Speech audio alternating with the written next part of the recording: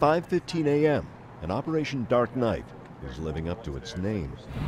In South Savannah and a half-dozen other communities in 4 states, more than 100 federal officers head out to hit 16 different sites at exactly the same time.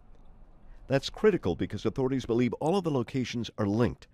Agents hope to take down an entire alleged sex slave network in a single blow 25 minutes from now. When it comes down to going in, they'll be focused. They, especially a case like this where they're hoping to rescue someone.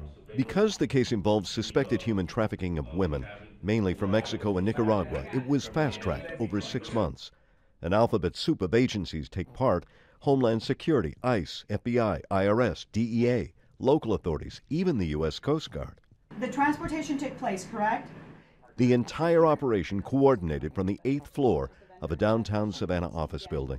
There's some anticipation, the adrenaline flows, and you're really hoping that everybody that you have out there is safe.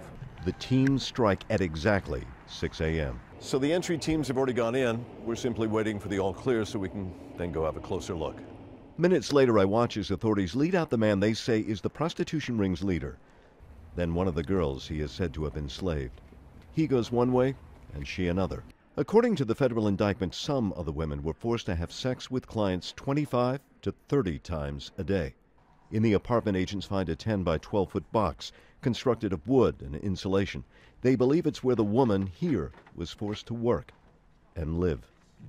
Even to veteran investigators, it's a new low. It drives me insane that these women, their everyday life would be a hellish nightmare for any individual. So yeah, I get a little mad sometimes. 12 miles away, another federal team with an arrest warrant pulls into a subdivision full of school buses and children.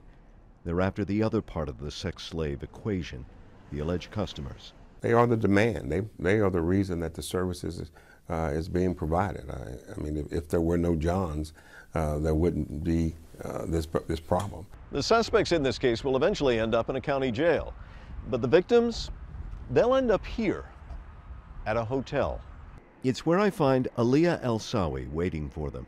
She's a federal victims assistance specialist. I've been working specifically with survivors of human trafficking for about 8 years now. Hers is perhaps the hardest job, easing these women back into a life of freedom. Naturally, there's some hesitation because we are a complete stranger. There's hesitation because we are affiliated with law enforcement. But our job is to try to build that rapport, try to put them at ease, and hopefully be able to assist them and assist the case that we have going on. The operation's over before lunch. At least 50 people are taken into custody and 11 women freed. Authorities call it a good day. This isn't the end to human trafficking. This is a worldwide phenomenon, and sadly it goes on as we speak. Got to attack it relentlessly, every day. As for the women who were rescued in this case, authorities know that they entered the country illegally. They also know that wasn't their fault. And investigators say that they will be granted a special visa, which will allow them to remain in this country, if they wish, for the foreseeable future.